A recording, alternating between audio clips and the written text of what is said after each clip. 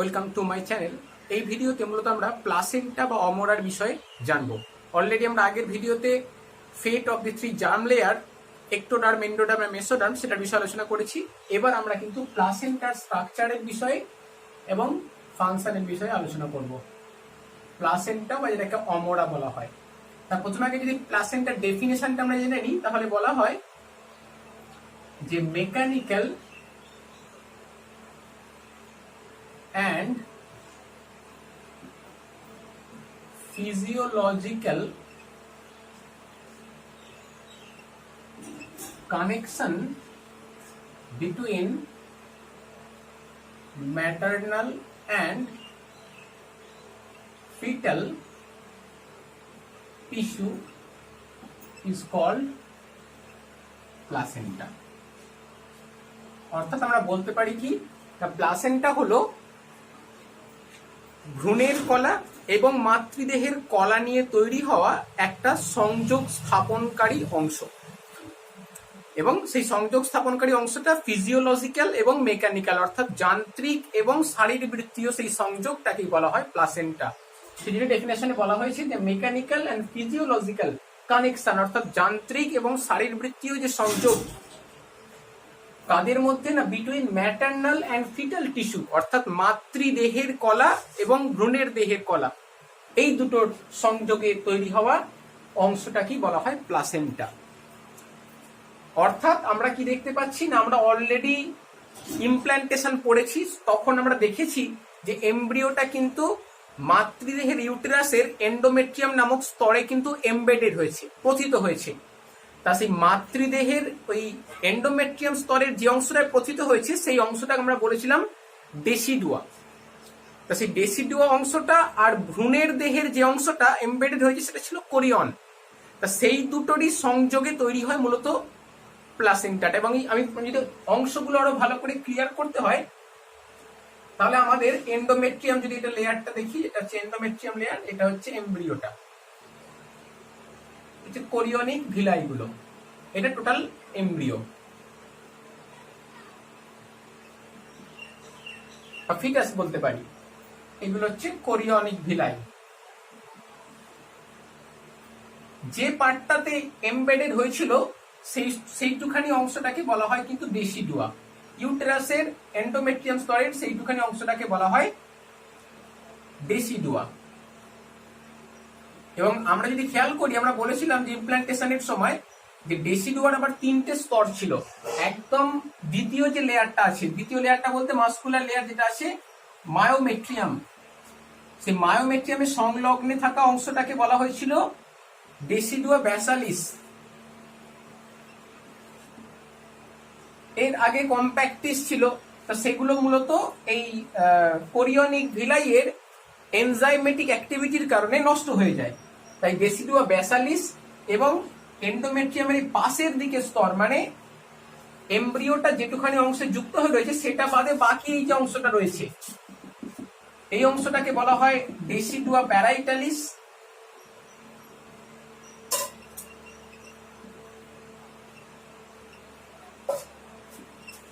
আর এই এন্ডোমেট্রিয়াম স্তরটা কিন্তু এমব্রিওর উপর দিয়ে আবৃত হয়ে যায় পুরো ইমপ্ল্যান্টেশন কমপ্লিট হবার পর। তা এই যে স্তরটা হয়, এটাকে বলা হয় ডেসিডুয়া ক্যাপসুলারিস। এবং এই ডেসিডুয়ার যে তিনটে পার্ট, এই ফিটাসের যদি আমরা ম্যাটার্নাল পার্টটার কথা বলি, এই তিনটে হচ্ছে ম্যাটার্নাল পার্ট, মানে মাতৃদেহের অংশটা হচ্ছে ডেসিডুয়া, যার তিনটে পার্ট। এমব্রিওটার বা ফিটাসের কোরিয়নিক ভিলাইগুলো যে অংশটাতে এমবেডেড রয়েছে সেটাকে বলা হচ্ছে ডেসিডুয়া ব্যাসালিস। তার উভয় পাশে থাকা অংশটা, যে জায়গাটা পতিত নেই, সেই অংশটাকে বলা হয়েছে ডেসিডুয়া প্যারাইটালিস। আর ডেসিডুয়ার আরেকটা অংশ কিন্তু টোটাল এমব্রিওটাকে কভার করে রেখেছে, যেটাকে বলা হয় ডেসিডুয়া ক্যাপসুলারিস। এই তিনটে অংশ নিয়েই আলটিমেটলি টোটাল ডেসিডুয়া পার্টটা, প্লাসেন্টার। এবং এটা হচ্ছে ম্যাটার্নাল পার্ট, এটা মাতৃদেহের অংশ। আর ফিটাল পার্ট কোনটা? ফিটাল পার্ট হচ্ছে কোরিয়নিক ভিলাই।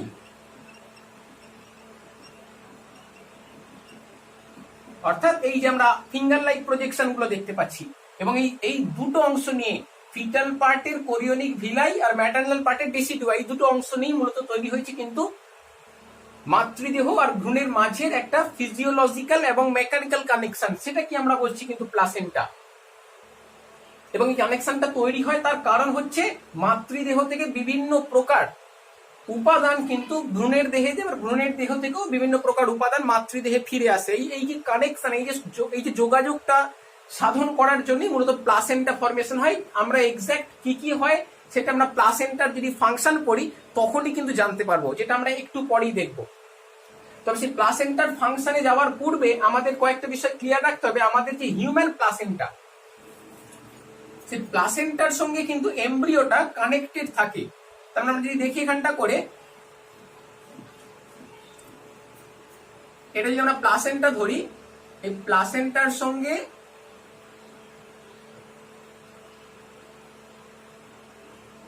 টোটাল এমব্রিওটা কানেক্টেড হয়ে থাকে একটা টিউবুলার স্ট্রাকচারের দ্বারা। তাহলে এটা হচ্ছে প্লাসেন্টা, টোটাল প্লাসেন্টা বা অমোরা, আর এটা হচ্ছে ফিটাস বা এমব্রিও। সেই ফিটাসটা প্লাসেন্টার সঙ্গে এই যে টিউব লাইক স্ট্রাকচারটা দিয়ে কানেক্টেড রয়েছে, এই কানেকশনটাকে আমাদের জেনে রাখতে হবে। এটাকে বলা হয় আম্বিলিক্যাল কর্ড। আম্বিলিক্যাল কর্ড, তাহলে আম্বিলিক্যাল কর্ডের দ্বারা কিন্তু এমব্রিওটা বা ফিটাসটা প্লাসেন্টার সঙ্গে কানেক্টেড হয়ে থাকে। এবং আম্বিলিক্যাল কর্ডের লেন্থটা হয় 12 থেকে 24 সেন্টিমিটার মধ্যে। আমরা বলতে পারি যে foetus is connected to the placenta by the help of umbilical cord. Umbilical কর্ডের দ্বারা কিন্তু যুক্ত থাকে।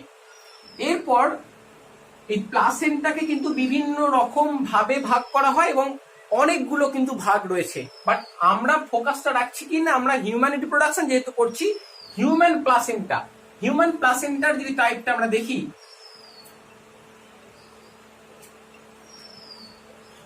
তাহলে আমরা দেখতে পাবো যে হিউম্যান প্লাসেন্টাকে 1 নম্বরে বলা হয় কোরিওনিক প্লাসেন্টা।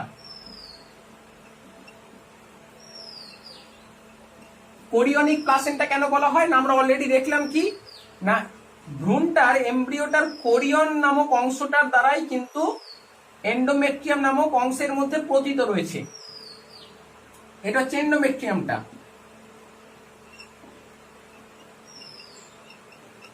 আর এই অংশটা হচ্ছে কোরিওনিক ভিলাই।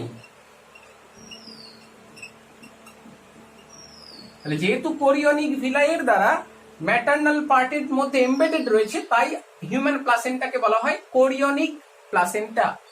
এছাড়া হিউম্যান প্লাসেন্টাকে বলা হয় ডেসিডুয়েট প্লাসেন্টা। ডেসিডুয়েট প্লাসেন্টা কেন বলা হয়, তার কারণ হচ্ছে এই যে প্লাসেন্টা, এই প্লাসেন্টাটা কমপ্লিটলি ফরমেশন হয়ে যাবার পর কিন্তু টোটাল প্রেগনেন্সি পিরিয়ডে এটা স্টে করে। স্টে করার পর যখন পার্চুরেশন হয় অর্থাৎ প্রসব হয়, তখন কিন্তু পার্চুরেশনের পরে যখন এমব্রিওটা দেহের বাইরে বেরিয়ে আসছে, তার কিছুক্ষণ পরেই কিন্তু টোটাল প্লাসেন্টাটাও বেরিয়ে চলে আসছে। টোটাল প্লাসেন্টা বলতে একদম এই ডেসিডুয়া পার্টটাকে নিয়ে, ডেসিডুয়া পার্ট মানে যেখানটাতে এমবেডেড রয়েছে সেই পার্টটাকে নিয়ে টোটাল প্লাসেন্টাটা কিন্তু হিউম্যান বডির বাইরে বেরিয়ে যায়, মানে হিউম্যান ফিমেল বডির বাইরে বেরিয়ে যায়। সেই জন্য বলা হয় ডেসিডুয়েট প্লাসেন্টা। এটা মাথায় রাখতে হবে। তাহলে বলতে পারি কি না, টোটাল প্লাসেন্টা ডেসিডুয়া প্লাস কোরিয়ন, মানে ফিটাল পার্ট এবং ম্যাটার্নাল পার্ট দুটো পার্টই কিন্তু আফটার পার্চুরেশন, প্রসবের পর পুরো লস্ট হয়ে যায়। সেই জন্য ডেসিডুয়েট প্লাসেন্টা বলা হয়। এছাড়া হিউম্যান প্লাসেন্টাকে বলা হয় মেটাডিস্কয়েডাল প্লাসেন্টা। মেটাডিস্কয়েডাল বলা হয় কেন, তার কারণ হচ্ছে এই যে প্রথমে যখন আর কি ইমপ্ল্যান্টেশনটা স্টার্ট হয়, তখন কিন্তু আরো বিভিন্ন জায়গাতে মানে ফিটাসের প্রায় সব দিকেই কিন্তু কোরিওনিক ভিলাইগুলো সৃষ্টি হয়। কিন্তু দেখা যায় কি না, যত পার্চুরেশনটা ক্রমশ কমপ্লিট হতে থাকে, তখন কিন্তু টোটাল পার্চুরেশন বলছি ইমপ্ল্যান্টেশনটা, তখন কিন্তু বাকি দিকে থাকা কোরিওনিক ভিলাইগুলো নষ্ট হয়ে যায়। কেবলমাত্র এই ডেসিডুয়া পার্টটার মধ্যেই কোরিওনিক ভিলাইগুলো থাকে, যার জন্য কিন্তু প্লাসেন্টাকে দেখতে লাগে ডিস্ক শেপ, অনেকটা ডিস্ক লাইক দেখতে লাগে বলে মেটাডিস্কয়েডাল বলা হয়। তাহলে এটা গেল সেপটার জন্য, যে কোরিয়নিক ভিলাইগুলো শুধুমাত্র ডেসিডুয়া পার্টটাতেই থাকে, বাকি দিকের গুলো ডিজেনারেট করে যায়, নষ্ট হয়ে যায়, সেই জন্য ডিস্ক শেপ দেখতে লাগে বলে মেটা ডিসকয়েডাল বলা হয়। আবার হিউম্যান প্লাসেন্টাকে বলা হয় হিমোকোরিয়াল প্লাসেন্টা। হিমোকোরিয়াল প্লাসেন্টা বলা হয় কেন না, কোরিয়ন গুলো কিন্তু এই যে ডেসিডুয়া পার্টটাতে এমবেডেড আছে, ডেসিডুয়া পার্টটা অ্যাকচুয়ালি এন্ডোমেট্রিয়াম পার্টটা, সেই পার্টের একদম ব্লাড ভেসেল গুলোর সঙ্গে, অর্থাৎ রক্তবাহের ভেতরে থাকা রক্তটার সঙ্গে ডাইরেক্ট কন্ট্যাক্টে আছে, সেই জন্যই হিমো কথাটা নেওয়া হয়েছে ব্লাডের জন্য। কোরিয়নটা পুরোপুরি ব্লাডের মধ্যে ডিপড হয়ে রয়েছে, ব্লাডের মধ্যে এসে ডুবে রয়েছে, সেই জন্যই বলা হয় হিমোকোরিয়াল। মানে এখানে আমরা বলতে পারি যে ফিটাল বডির মধ্যে থাকা ব্লাড ভেসেল আর ম্যাটারনাল বডির মধ্যে থাকা ব্লাড ভেসেল, এই দুটোর মাঝে তিনটে স্তর রয়েছে, 3 জার্ম লেয়ার রয়েছে, তিনটে মানে স্তর রয়েছে বা তিনটে লেয়ার রয়েছে দুটোর ইন বিটুইন পজিশনে। একটা তো ফিটাল ব্লাড ভেসেলের যে লেয়ারটা রয়েছে সেটা, তারপর এই জায়গাটায় থাকে কানেকটিভ টিস্যু লেয়ার, আর তারপর কিন্তু এই কোরিয়নের লেয়ারটা দেখতে পাচ্ছি, তারপরে একদম ডাইরেক্ট কিন্তু ব্লাডের মধ্যে এমবেডেড আছে। তা এইটা হচ্ছে দুটো ম্যাটারনাল ব্লাড আর ফিটাল ব্লাড, এই দুটোর মাঝে কটা স্তর থাকছে এবং কার সাথে কার সংযোগ স্থাপন হয়েছে সেইটার উপর ডিপেন্ড করে কিন্তু হিমোকোরিয়াল বলা হচ্ছে। ম্যাটারনাল বডির ব্লাডের সঙ্গে একদম মানে হিমোর সঙ্গে এমব্রিও বা ফিটাসের কিন্তু কোরিয়ন পার্টটা ডাইরেক্টলি কানেক্টেড রয়েছে, সেই জন্য হিমোকোরিয়াল প্লাসেন্টা বলা হয়ে থাকে। তাহলে আমরা জেনে নিলাম কি না, আমাদের হিউম্যান প্লাসেন্টা তাকে কোরিয়নিক প্লাসেন্টা বলে, তার কারণ ফিটাল পার্টের বা ফিটাসের কেবলমাত্র কোরিয়ন পার্টটাই কিন্তু প্লাসেন্টা ফরমেশনে অংশ নিচ্ছে। এমব্রিওর কিন্তু আরো এক্সট্রা এমব্রিওনিক মেমব্রেন আছে, আমরা এর পরের পার্টে এক্সট্রা এমব্রিওনিক মেমব্রেন গুলোর কথা আলোচনা করব। এখনো অ্যালান্টয়েস আছে, ইয়ক স্যাক আছে, অ্যামনিয়ন রয়েছে। তা অন্যান্য বিভিন্ন অর্গানিজমের ক্ষেত্রে দেখা যায় কি প্লাসেন্টা ফরমেশনে দেখা যাচ্ছে কোরিয়নটা কিন্তু ম্যান্ডেটরি, প্রত্যেকটা প্লাসেন্টাতে কোরিয়ন অবশ্যই থাকবে। এবার কোরিয়নের সঙ্গে ইয়ক স্যাক থাকতে পারে, তখন সেটাকে ইয়ক স্যাক প্লাসেন্টা বলা হয়, যদিও হিউম্যানের ক্ষেত্রে দেখা যায় না সেটা। হিউম্যানের ক্ষেত্রে খালি কোরিয়নই, অন্য আর কোনো সেকেন্ড এক্সট্রা এমব্রিয়নিক লেয়ার থাকে না। যেমন অ্যালান্টয়েস প্লাসেন্টা হতে পারে, তাহলে তখন কোরিয়ন থাকবেই ম্যান্ডেটরি, তার সঙ্গে অ্যালান্টয়েস থাকবে এইরকম। বাট হিউম্যানের ক্ষেত্রে শুধুমাত্র ফিটাসের কোরিয়ন পার্টটাই অংশ নেয়, অ্যালান্টয়েস, ইয়ক স্যাক, অ্যামনিয়ন এরা কেউ অংশ নেয় না, সেই জন্য কোরিয়নই। সেকেন্ড ডেসিডুয়েট বলা হয়েছে কেন না, এই প্লাসেন্টা কমপ্লিটলি প্লাসেন্টা টোটাল ফরমেশনে সময়টা আমাদের খেয়াল রাখতে হবে, fully form 11th weeks of pregnancy. অর্থাৎ আমরা বলতে পারি কি না, গর্ভাবস্থার যে 11th উইক 11 সপ্তাহ সেই সময়টা দিতে হবে প্লাসেন্টাকে ফুললি ফর্ম হওয়ার জন্য, পুরোপুরি একদম তৈরি হওয়ার জন্য। তা সেটাই বলা হলো 11th উইকস অফ প্রেগনেন্সি, তখন কিন্তু এই প্লাসেন্টার ফুললি ফর্ম হয়ে যায়, পুরোপুরি তৈরি হয়ে যায়। তা তৈরি হয়ে যাবার পর সেটা কিন্তু টোটাল প্রেগনেন্সি পিরিয়ড বরাবর স্টে করতে থাকে। যখন পার্চুরেশন হয়, প্রসব হয়, অর্থাৎ ফুললি ফর্ম এমব্রিও যখন দেহের বাইরে বেরিয়ে আসে, মাতৃদেহের বাইরে, তার কিছুক্ষণ পরে কিন্তু একদম মায়ের দেহের ডেসিডুয়া নামক পার্টটা সহ ফিটালের যে ফিটাসের কোরিয়ন পার্ট সমগ্রটা দেহের বাইরে বেরিয়ে আসে, তাই ডেসিডুয়েট। আর মেটা ডিসকয়েডাল, তার এর শেপটা ডিস্ক শেপ হয়ে গেছে বলে মেটা ডিসকয়েডাল বলা হয়েছে। এবং ঠিক মাঝখানের এই জায়গাটা, মেটা কথা মানে মাঝখানে, এই মাঝখানে এইটুখানি অংশটাই খালি কোরিয়নিক ভিলাইগুলো রয়েছে, বাকিগুলো ডিজেনারেট করে যায়। আর হিমোকোরিয়াল কেন, হিমোকোরিয়াল তার কারণ কিন্তু কোরিয়ন ফিটাল পার্টে যে কোরিয়নিক ভিলাই সেগুলো ম্যাটারনাল বডির ব্লাডের মধ্যে এমবেডেড রয়েছে, সেই কারণে বলা হচ্ছে। তাহলে এই আমরা প্লাসেন্টার স্ট্রাকচার জেনে নিলাম, এবং হিউম্যান প্লাসেন্টাকে বেশ কয়েকটা নাম দেওয়া হয়েছে প্রকারভেদগুলো থেকে তুলে নিয়ে সেগুলো আমরা জানলাম।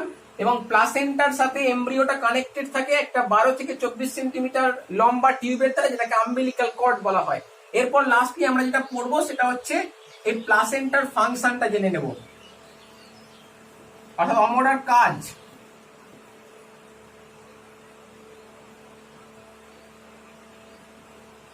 Function of placenta. 1 নম্বরে ট্রান্সপোর্ট অফ নিউট্রিটিভ মেটেরিয়াল, অর্থাৎ বিভিন্ন প্রকার পুষ্টি উপাদানের কিন্তু ট্রান্সপোর্ট হয় প্লাসেন্টার মাধ্যমেই মাতৃদেহ থেকে। যেহেতু আমরা পড়েছি কি ইয়ক স্যাকটা আমাদের হিউম্যান এমব্রিওর ক্ষেত্রে প্রায় থাকে না বললেই হয়, একদম স্বল্প পরিমাণে, তাই ইয়ক থেকে কিন্তু নিউট্রিশন নিয়ে পুষ্টি সম্পন্ন করে না। তাহলে কিভাবে করে না, একদম ডাইরেক্ট ম্যাটারনাল বডি থেকে খাদ্য উপাদান পুষ্টি উপাদানগুলো কিন্তু থ্রু প্লাসেন্টার মধ্যে দিয়ে এমব্রিওটার কাছে গিয়ে পৌঁছায়, এমব্রিও সেটাকে নিয়ে নিউট্রিশন বা পুষ্টি প্রক্রিয়া সম্পন্ন করে। এরপর 2 নম্বর কাজ যদি আমরা দেখি, 2 নম্বরে হচ্ছে এক্সচেঞ্জ অফ রেসপিরেটরি গ্যাসেস, মানে O2 আর CO2, শ্বাস গ্যাস যে দুটো আছে সেই দুটো গ্যাসের কিন্তু এক্সচেঞ্জে, অর্থাৎ মাতৃদেহ থেকে ভ্রূণের দেহে অক্সিজেন যাবে, আবার ভ্রূণের দেহ থেকে মাতৃদেহে কার্বন ডাই অক্সাইড আসবে, এই যে গ্যাসের আদান প্রদান সেটাও কিন্তু থ্রু প্লাসেন্টা অর্থাৎ প্লাসেন্টার মাধ্যমে হয়ে থাকে। এছাড়া 3 নম্বরে আমরা যদি কাজ বলি, 3 নম্বরে হরমোন সিক্রেশন করা, হরমোন সিক্রেশন যেটাকে আমরা এন্ডোক্রাইন ক্রিয়া বলতে পারি, অন্তঃক্ষরা ক্রিয়া। যেমন যেমন প্রথমেই যে হরমোনটার কথা মনে রাখতে হবে সেটা হচ্ছে প্রোজেস্টেরন।